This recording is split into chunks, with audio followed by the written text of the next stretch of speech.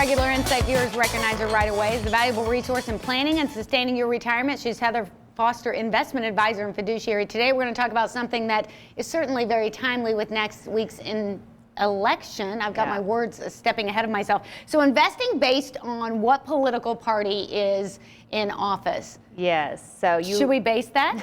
No. No, don't do it. No, I mean, and we'll be talking in a little bit, kind of actually showing some numbers here in a little bit on why you shouldn't do it that way. But we kind of have these extreme lines right now. I mean, our country is very divided on this, maybe to a degree that we haven't seen. And so I hear this every day in my office. I hear, well, if this party gets in, I'm pulling all my money out of the stock market.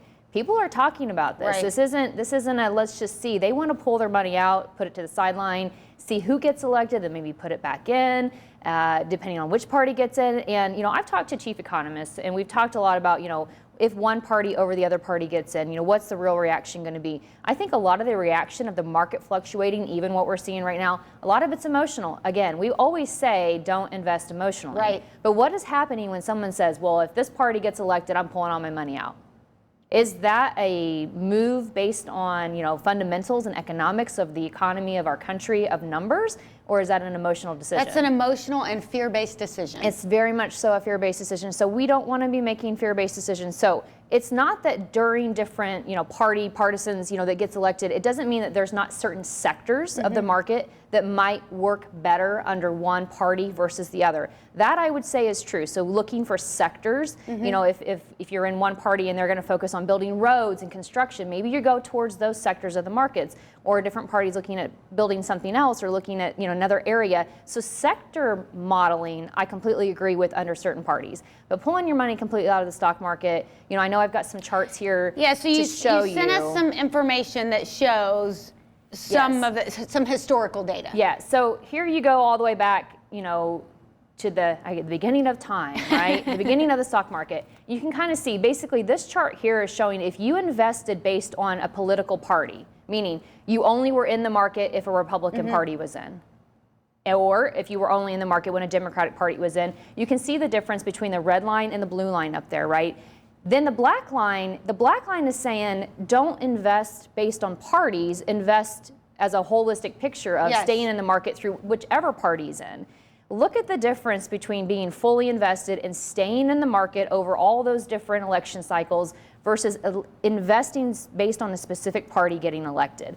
Your money, and this is kind of a hypothetical illustration of $10,000 being invested since 1896 up there. So $10,000 would have become, millions and millions, of dollars had it been fully invested versus very little if you had not invested it, and you had only invested it when your particular party was in office. So that is what people are talking about, though, Charity. This is the issue. People are literally saying, I'm going to pull my money out if this party gets in office, or I'm going to pull my money, I'm only going to leave my money in if my party is in. Right. That chart shows you what happens when people think this way. And we have another one that also is indicative of what could happen. You see the blue and the red, obviously Democratic president versus Republican president. What are you really seeing there? You're seeing, again, going all the way back to 1933 on this chart, what's the real outcome? Did it really over a long period of time matter which party was in office? Because over a long period of time, what are we seeing there?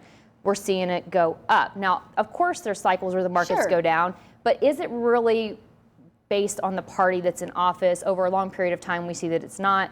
Of course, we always have, future performance is not indicative of past performance. However, we're looking at the history here. And the history of red versus blue, at the end of the day, you're seeing in any cycle there wasn't one party that was consistently down through the whole entire term of their presidency. So what does that put us back to? It puts us back to, guys, don't invest emotionally.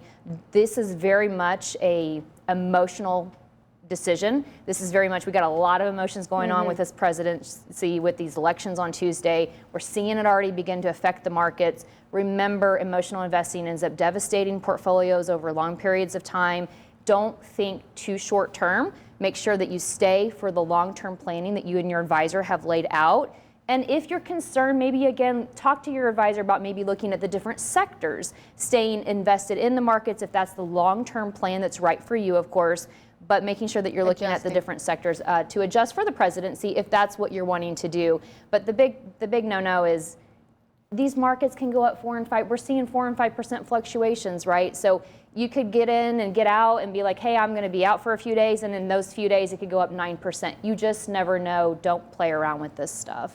Now's the time to just take a deep breath. Yes. If you'd like Heather Yes. Foster and Foster Financial to take a look at what you're doing, they'd be glad to help you out. Give them a call, 234-2200. We'll be right back.